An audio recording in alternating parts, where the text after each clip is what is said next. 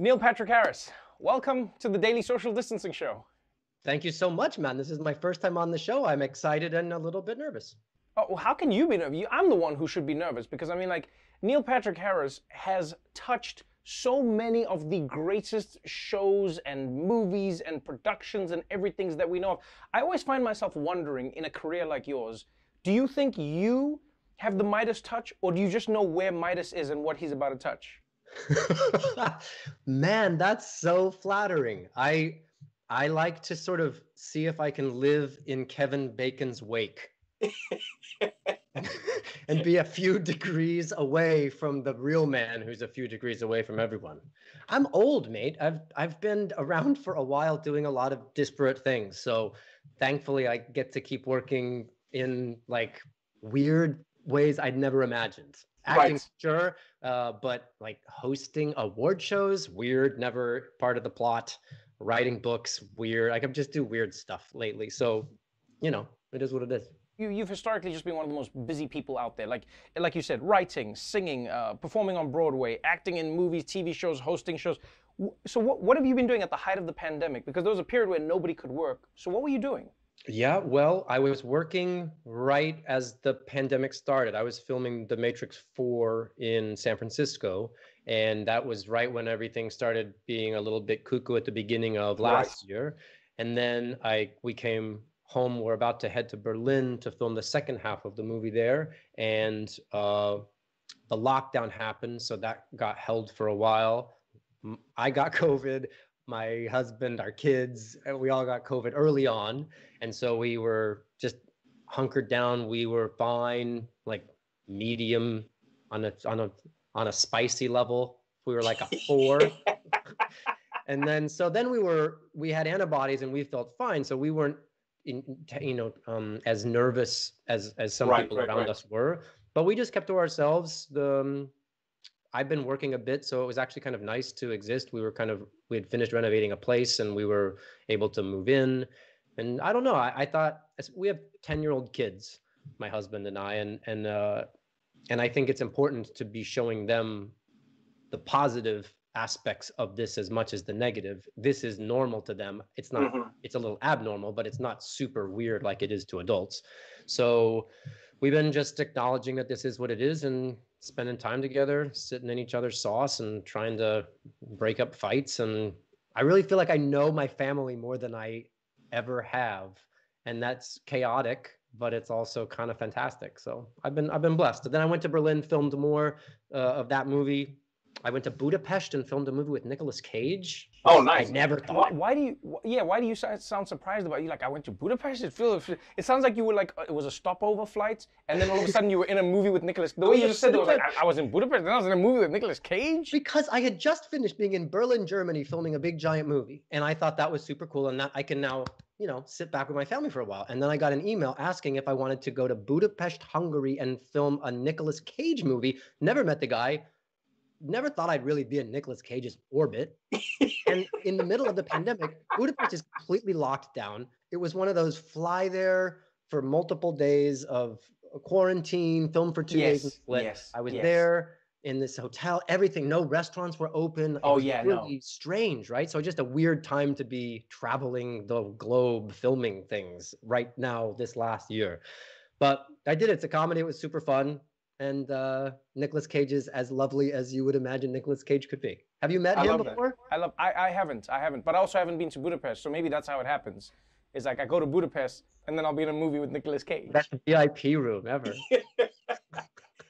Let's talk about your new show that's going to be premiering on HBO Max. It's already aired on the other side of the Atlantic to really, really, really great receptions, and that's a show called It's a Sin. A beautiful and powerful story. Talk me a little through what this show is about. Well, it sort of does two things. It's written and produced by Russell T Davies, and he's prolific. He did Years and Years, Very English Scandal, Doctor Who. He's done great. The original Queer as Folk in the UK, and then he wanted to do something that was more personal to him, and so he wanted to do a 5-part sort of larger story about HIV/AIDS and how it came into the UK after it had been in the States in the 80s. And no one has really written that story. And so that's kind of the dynamic of it. It's a limited series. It follows these people on the edge of adulthood from various parts of the UK that come together in London, and you're watching them all live these exciting lives of possibility, and you really like them. And yet you're also watching knowing that this big shadow is slowly coming over everyone. And so it's very emotional, it's very educational, but not in a really pejorative kind of lecture-y way. You want these people to screw each other literally and have fun and dance, you know, and yet you know what's happening and you know what's coming. So it's a really interesting dynamic. I play the mentor to one of the kids, a Savile Row Taylor guy who's living kind of lovely, monogamous, old school, same-sex couplehood life, and is an example to one of the kids in the thing. So my part's not gigantic, but it's been really exciting to be a part of a piece of art that turns into an education in a way that people are responding to legitimately well. My job is actor. I don't feel comfortable in the role of educator. Right. I'm not very educated.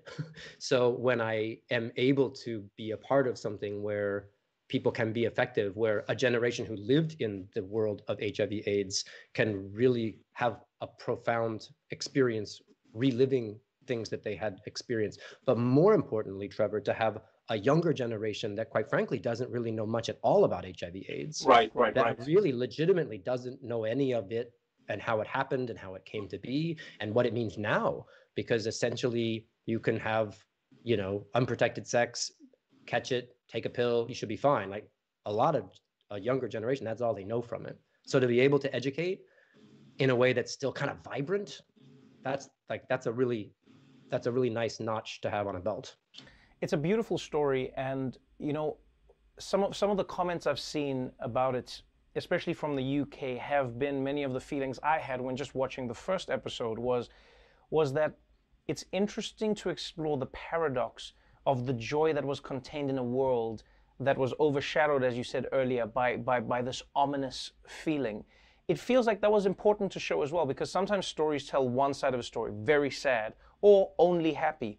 This seemed like it was a complicated reality of what it was. That's very well said. And that's what I think is so great about it, because the 80s were that, you know, had that kind of heartbeat to it. And there's lots of scenes with people dancing in nightclubs, and there's a sexiness to it, you know? So you also, you get intoxicated by that. And yet at the same time, there's this voice over your shoulder whispering in your ear saying, don't forget, this is about HIV/AIDS. Right. And it's a very serious topic. And so as you go, it's you're concerned for the people. And yes, obviously, without spoiling anything, not everyone in the cast survives, because that's sort of part of the storytelling. And then, but even in episode 1, wondering who, you know, all these people with great futures, wondering who's going to mess up and how, and what's going to, like, who's going to survive. It's a very treacherous tightrope of a show.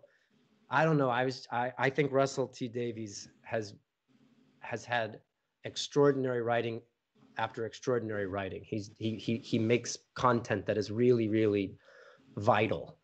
And this is no different.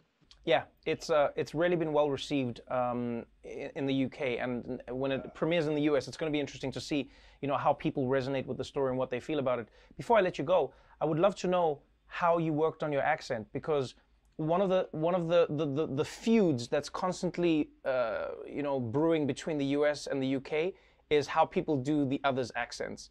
Everyone loved your accent. How did you work on it? I have a pretty decent ear for accents, but I really didn't want to rely on that. So there was a dialectician that I worked with a fair amount. We went through the entire script. We sort of decided what type of person he was. Right. Did you like do that thing where you like live in like were you walking around your house like I would like some tea, please?